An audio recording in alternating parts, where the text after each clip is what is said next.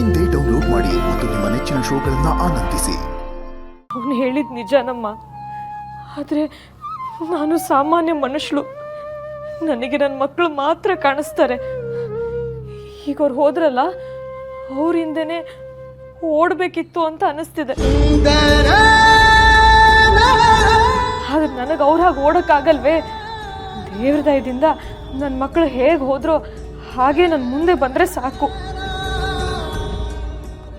ಅದಕ್ಕೆ ಇವತ್ತು ದೇವರ ಹೆಸರಲ್ಲಿ ಉಪವಾಸ ಮಾಡ್ತೀನಿ. ಆಯ್ತು ಕಣೆ, ನಿನ್ನ ಜೊತೆಯಲ್ಲಿ ನಾನು ಉಪವಾಸ ಮಾಡ್ತೀನಿ. ಏನಾದರೂ ಆಗೋದಿದ್ರೆ ನಿಗೆ ಆಗಲಿ. ಒಟ್ಟಿನಲ್ಲಿ ಮಕ್ಕಳು ಮನೆಗೆ ಕ್ಷೇಮವಾಗಿ ಬಂದರೆ ಸಾಕು. ಅಲ್ಲ, ಏನು ಮಾತಾಡ್ತಿದ್ರ ನೀವೆಲ್ಲ? ತಲೆ ಕೆಟ್ಟಿದೆ ನಿಮಗೆ?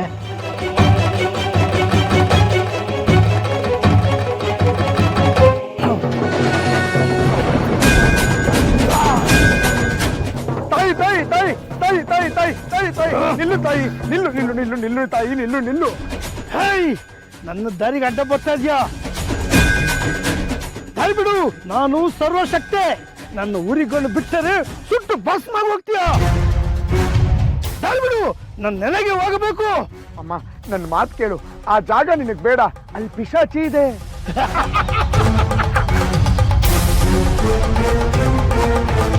ನನ್ನೆದುರಿಗೂ ಪಿಶಾಚಿನ? ಆ ಪಿಶಾಚಿನ ನೋಡ್ತಾ ಇರು, ನನ್ನ ಕಾಲ್ ಕೆಳಗಾಗಿ ತುಳಿದು ಬಿಡ್ತೀನಿ, ದಾಸ್ತಾಗಿ ಮಾಡ್ಕೊಂಡ್ಬಿಡ್ತೀನಿ. ಆ ಪಿಶಾಚಿನ ನನ್ನ ಗುಡಿಗೆ ಕಾವಲಾಗಿ ಇಟ್ಕೊಂತೀನಿ. ಇನ್ನು ಮುಂದೆ ಆ ಪಿಶಾಚಿಗಳು ನನ್ನ ಹಾಳುಗಳು. ಅದೇ ತಾಯಿ, ನಮ್ಮೂರವ್ರಿಗೆ ಕಷ್ಟ. ಆ ಜಾಗಕ್ಕೆ ಯಾರು ಬರಲ್ಲ. ನೀನೇ ಅಲ್ಲಿ ನೆಲೆಯಾಗಿ ಗುಡಿ ಕಟ್ಟಿಸ್ಕೊಂಡ್ರು ಆ ಜಾಗಕ್ಕೆ ಜನರು ಬರೋಕೆ ಹೆದರ್ತಾರೆ. ನಾನಿರುವಾಗ ಯಾಕೆ ಎದುರ್ಕೊಂತೀಯ ಮುಟ್ಟಾಳ? ತಾಯಿ, ಊರು ತುಂಬಾ ನನ್ನ ಜಮೀನಿದೆ. ಅದರಲ್ಲಿ ಯಾವ್ದನ್ನ ಬೇಕಾದ್ರೂ ಆರಿಸ್ಕೊ, ಕೊಟ್ಟು ಬಿಡ್ತೀನಿ. ಆದ್ರೆ ಈ ಜಮೀನ್ ಮಾತ್ರ ಬೇಡ ತಾಯಿ. ಈ ನ್ಯಾವನು ನನಗೆ ಭಿಕ್ಷೆ ಕೊಡಕ್ಕೆ ನನ್ನ ಎಡಗಾಲು ಕೂವಿಗೆ ಅಪ್ಪಳಿಸಿದರೆ ಭೂ ತಾಯಿನ ದಿಕ್ಕ ಪಾಲಾಗಿ ಓಡಾಡ್ಬಿಡ್ತಾಳೆ. ಆ ಜಾಗ ನಂದು, ಹೋಗೇ ಹೋಗ್ತೀನಿ. ಆ ಜಾಗ ನಂದು. ಗುಡಿ ಕಟ್ಟಬೇಕು. ಗುಡಿ ಕಟ್ಟಿಲ್ಲ ಅಂದ್ರೆ ಊರ್ನೇ ಸುಟ್ಟಾಕ್ಬಿಡ್ತೀನಿ.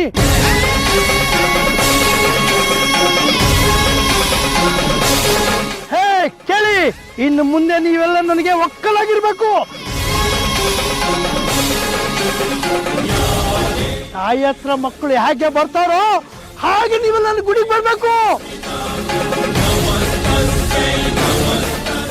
ಆ ಪಿಶಾಚಿ ನಿಮ್ಗೆ ಏನು ಮಾಡ್ದಂಗೆ ನಾನು ಬಂದು ನಿಮ್ಮನ್ನ ಕಾಪಾಡ್ತೀನಿ.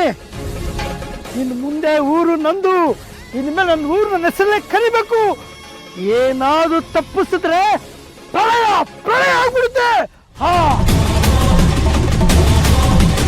ಬನ್ನಿ, ಎದುರ್ಕೋಬೇಡಿ. ಆ ಪಿಶಾಚಿನ ಹೇಗೆ ಓಡಿಸಿನಂತ ನೋಡಿ.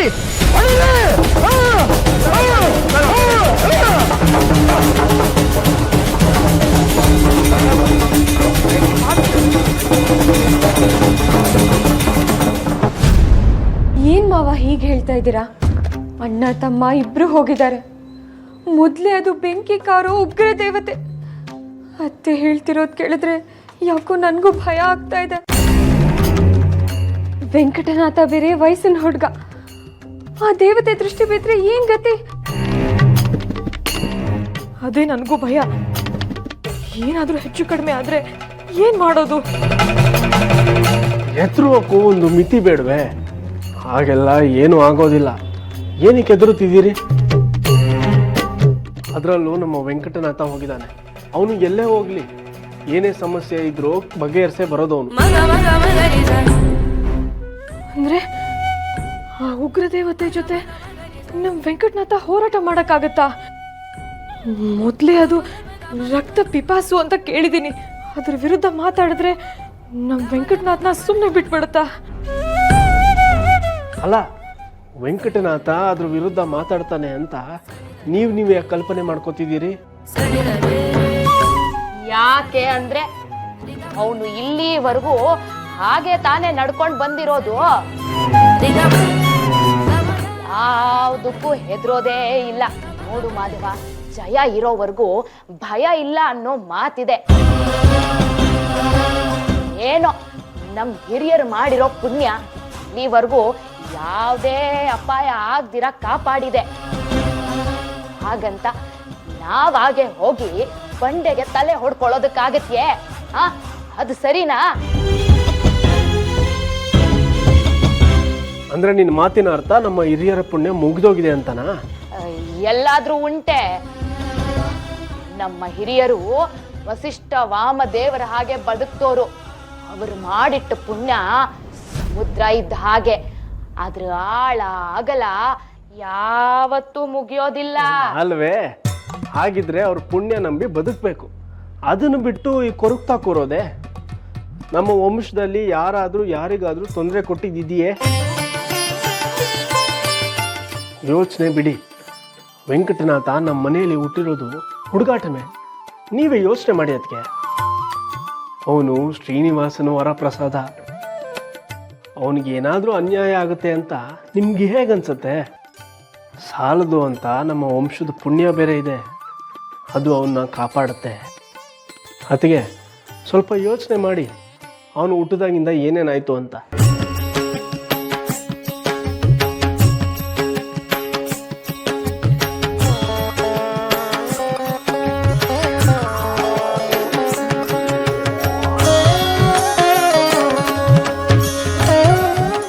ದೇವರನ್ನ ಹೆತ್ತಿರೋ ನೀವು ಲಕ್ಷ್ಮೀನಾರಾಯಣರು.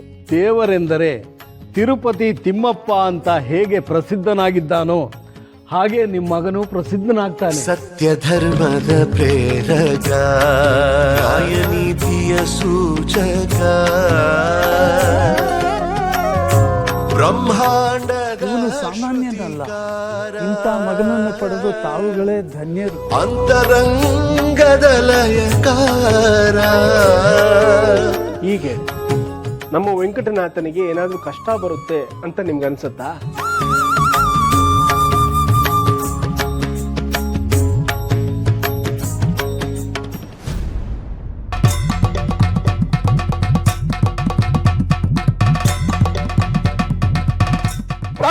ತಾಯಿ ತಾಯಿ, ಬೇಡ ಬೇಡ ಅಂದ್ರು ಜಮೀನ್ವರೆಗೂ ಬಂದ್ಬಿಟ್ಟಿದ್ಯಾ. ನಿನ್ ಕೈ ಮುಗಿದು ಕೇಳ್ಕೊತೀನಿ, ಒಳಗಡೆ ಕಾಲಿಡ್ಬೇಡ ತಾಯಿ. ಹುಚ್ಚ ಬಾಯಿ. ನೋಡಿ, ನೀವೆಲ್ಲ ಎದುರ್ತಾ ಇದ್ರಲ್ಲ, ಈ ಜಮೀನೊಳಗೆ ನಾನು ಕಾಲಿಡ್ತೀನಿ. ನಾನು ಇದೇ ನೆಲೆ. ನಾನು ಒಳಗೆ ಹೋಗಿ ಪಿಚ್ಚಾಚಿ ಕೂದ್ಬಿಟ್ಟು ತಂದು ಮುಂದೆ ಬಿಸಾಕ್ತೀನಿ. ಆ ಪಿಶಾಚಿ ಆಟ ನನ್ನ ಮುಂದೆ ನಡೆಯಲ್ಲ. ತಾಯಿ ತಾಯಿ, ನನ್ನ ಮಾತು ಕೇಳು ತಾಯಿ. ದಯವಿಟ್ಟು ಈ ಜಮೀನ್ ಒಳಗಡೆ ಹೋಗ್ಬೇಡ. ಬೇಕಾದ್ರೆ ನನ್ನನ್ನೇ ಬಲಿ ತಗೊಂಡ್ಬಿಡು.